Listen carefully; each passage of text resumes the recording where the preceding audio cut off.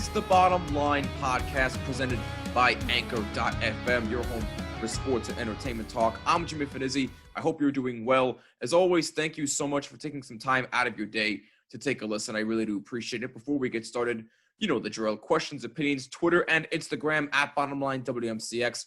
Use hashtag BottomLine. Leave a voice message on the Anchor app or at Anchor.fm. And if you like what you're seeing on YouTube, please leave a like and a comment down below. Helps out tremendously. And please make sure you subscribe and hit the bell so you do not miss a single episode. And please subscribe on all audio listening platforms. Just include Jimmy when searching for the Bottom Line podcast. All right, so before we get started, I know you were probably expecting my good friend and my co-host, Neil Villapiano, to be joining me for this episode. But to be 100% honest with you, Neil has been having a rough week. He's been dealing with a lot of mental stuff, which I'm not going to get into the full details of. So he needed this week off, but he will be back next week. So Neil will be okay. And I do appreciate everybody who has been reaching out to me, sending their thoughts and prayers to Neil. I really do appreciate that. I'm sure he does as well. So don't worry, Neil will be back next week and he will be okay. So actually 2 thumbs up for my man, Neil Villapiano. He will be okay. So don't you worry about him. So you're riding solo with me for this episode, but there's quite a bit to unpack, as today we will be talking a little bit about the James Harden trade that took place this week, because that is a huge deal, and I will be making my NFL picks for the divisional round this week. So let's not waste any more time. Let's get started. So listen, I'm going to say this again. I am no basketball savant. I'm not the biggest basketball fan here, so I'm going to try to break this down the best that I can. But before I do that, let me give you the exact details of the trade, courtesy of CBS Sports, in an article by Sam Quinn, because I think he broke this down the best way possible, at least in my opinion. I know Neil knows way more basketball than me, but this article, I think, explains it very, very well. So, James Harden is getting the trade he wanted. The Houston Rockets are sending their former MVP to the Brooklyn Nets in a massive blockbuster deal that includes 4 teams and multiple star players, according to reports from ESPN's Adrian Wojnarowski and The Athletic's Shams Charania. Sorry if I'm saying that incorrectly. Here's what the deal looks like in full based on current reporting. The Rockets get Victor Oladipo, Rodions Kurucs, my apologies, and Dante Exum, 4 unprotected first-round picks in 2022, 2024, and 2026, and from Milwaukee in 2022, and 4 unprotected first-round pick swaps. This year's pick, 2023, 2025, and 2027. The Nets get James Harden, obviously. The Indiana Pacers get Karis LeVert and a 2023 second-round pick from Houston. And the Cleveland Cavaliers get Jarrett Allen and Taurean Prince. Harden has been pushing for a trade to the Nets, specifically since initially requesting a trade during the offseason. He played with Kevin Durant with the Oklahoma City Thunder for the first 3 seasons of his career, and now that the 2 of them have reunited, Brooklyn should have the NBA's best offense by far. The Rockets made the trade of Harden official on Thursday morning when owner Tillman Fertitta thanking the superstar guard's time in Houston. And you can read the official statement on social media.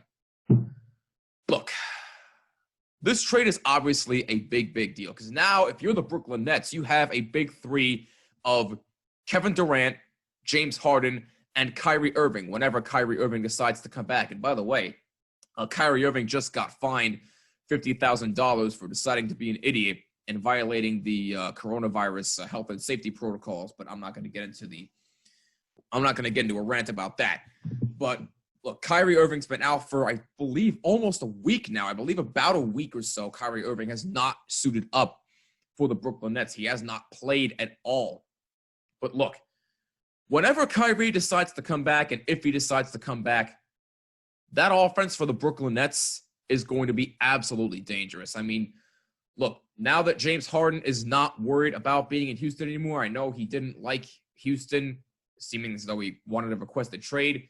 Now that he's with Kevin Durant again, I have a feeling that those two and Kyrie Irving, again, whenever he decides to come back, that offense is going to be lethal. Now, yes, losing Jared Allen and Karis LeVert sucks. It does. And by the way, I can't believe they got rid of Jared Allen. I mean, wasn't Jared Allen your third starter? You didn't need to go. Look, did they panic? Yes. You didn't need to go full-on panic mode and trade your third starter in Jared Allen, who has been very, very good for the Brooklyn Nets. And so is Karis LeVert. Losing both of them was terrible. And you also lost Spencer Dinwiddie for, I believe, the season. So that's also a huge blow for the Brooklyn Nets. But you know what? I think they're still a great team, and I still think that they are championship contenders. But with that being said, here's the bottom line. The Brooklyn Nets basically traded for James Harden for everything. They basically mortgaged their future. They gave up all those draft picks to get James Harden because the Brooklyn Nets are saying, hey, we are all in on this NBA championship now. They want to win now.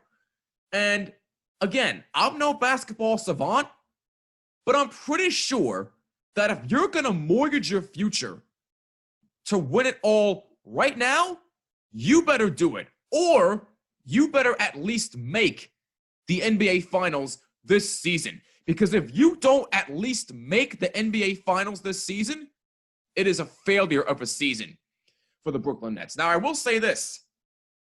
If the Brooklyn Nets do not win at least one NBA championship with James Harden, Kevin Durant, and Kyrie Irving all still on the team, if they do not win at least one NBA title, this is not going to end well.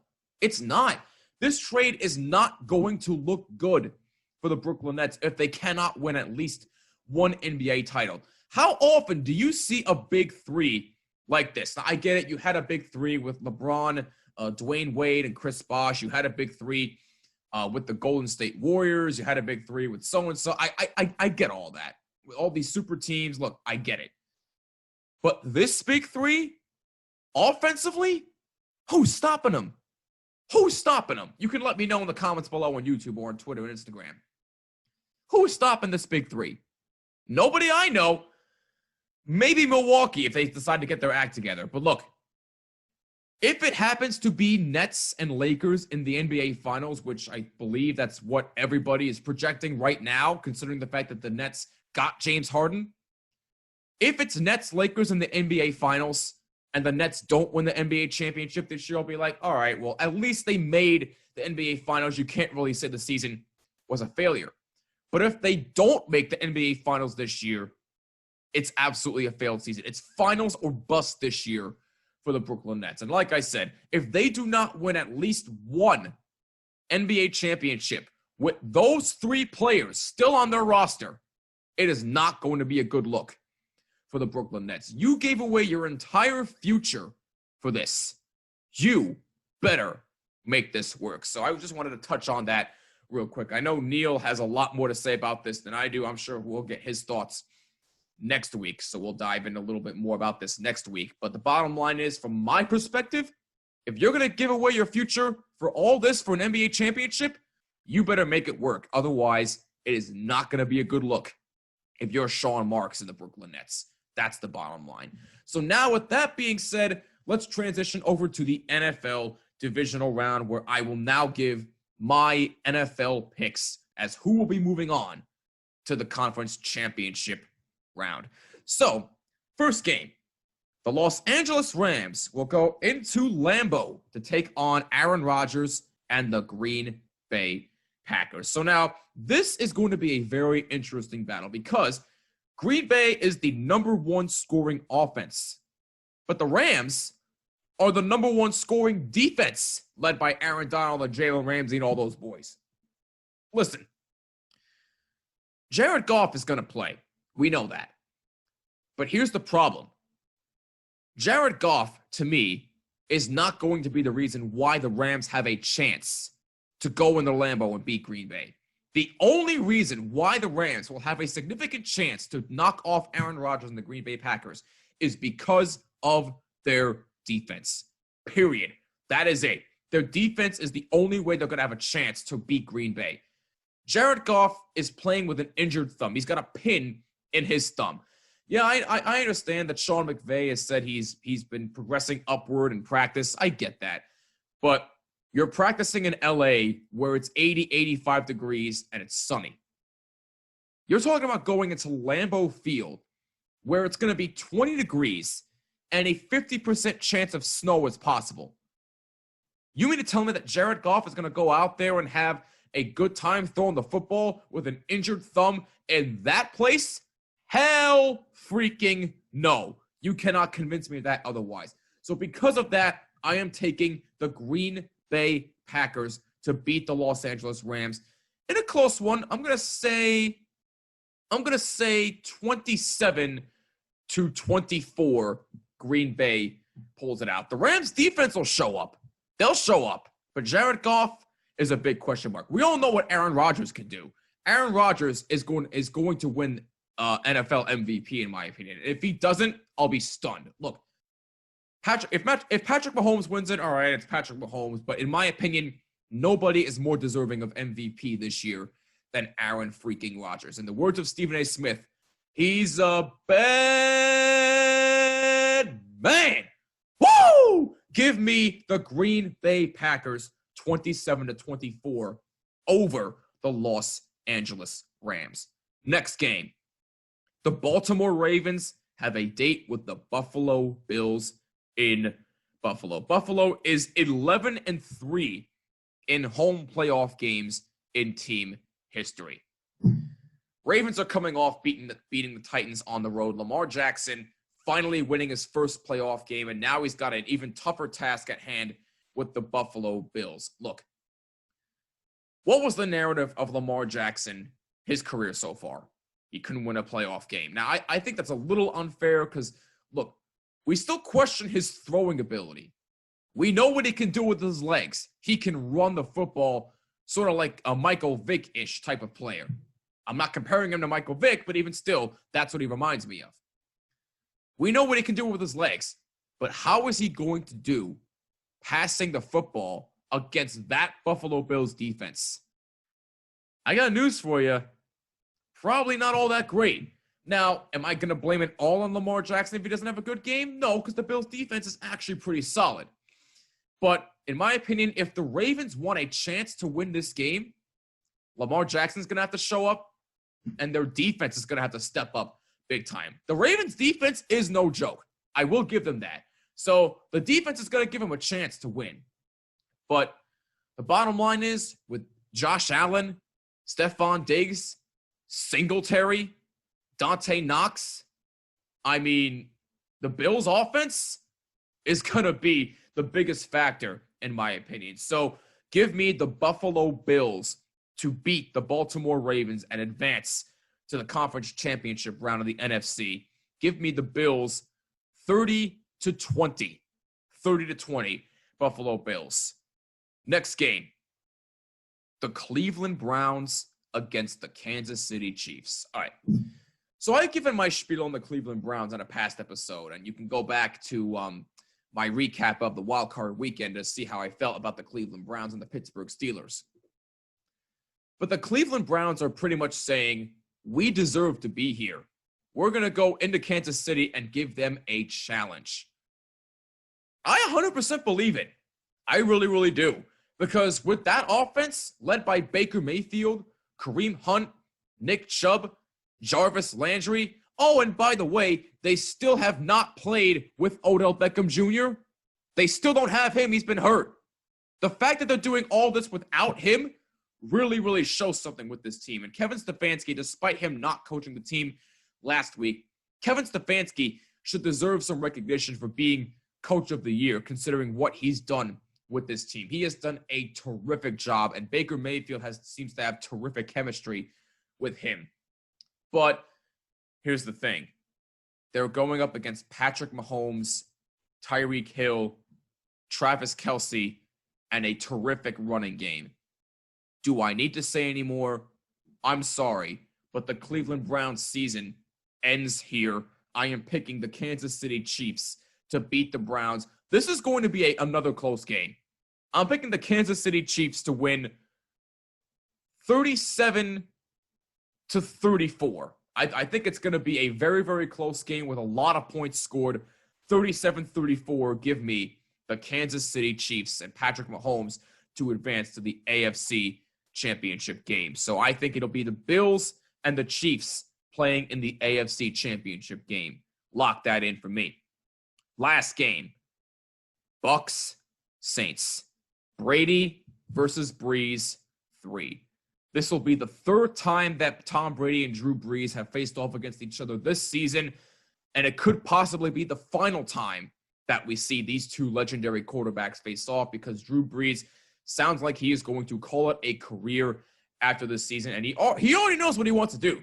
Drew Brees has a job lined up for him in the broadcast booth. So we already know what he's going to do. And Tom Brady still has a couple more years left. He still wants to keep playing, and he's expected to play next season. I think we all saw that coming.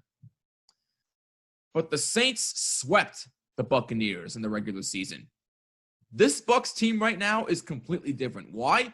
Because they're protecting Tom Brady more. If you really paid attention to Tampa Bay, their offensive line has not really done a great job protecting Tom Brady. Throughout the last few weeks of the regular season, they've done a much better job of protecting Tom Brady. And look, Tom Brady's got weapons galore. Chris Godwin, Mike Evans, Rob Gronkowski, Ronald Jones, I believe, is back off IR. I mean, do I really need to say any more about Tom Brady? But here's the thing. The Saints are no joke either.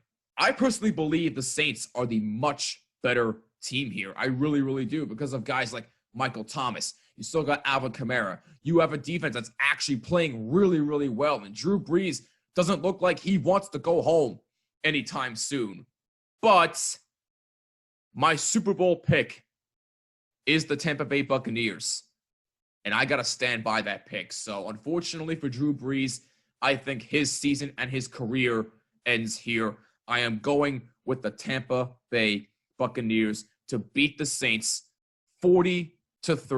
I think it's going to be an offensive shootout between both teams, but in the end, Tom Brady will prevail and he will get his revenge against the New Orleans Saints. So give me the Buccaneers 40-37. I have the Green Bay Packers against the Tampa Bay Buccaneers in the NFC Championship game, and I have the Chiefs and the Bills in the AFC Championship game. And on that note, that'll wrap it up for this episode of the Bottom Line Podcast. If you agree or disagree with anything I said, let me know on Twitter and Instagram at BottomLineWMCX. Use the hashtag BottomLine. Leave a voice message on the Anchor app or at Anchor.fm. And as always, if you like what you're seeing on YouTube, please leave a like and a comment down below. Helps out tremendously. And please make sure you subscribe and hit the bell so you do not miss a single episode. And please subscribe on all audio listening platforms.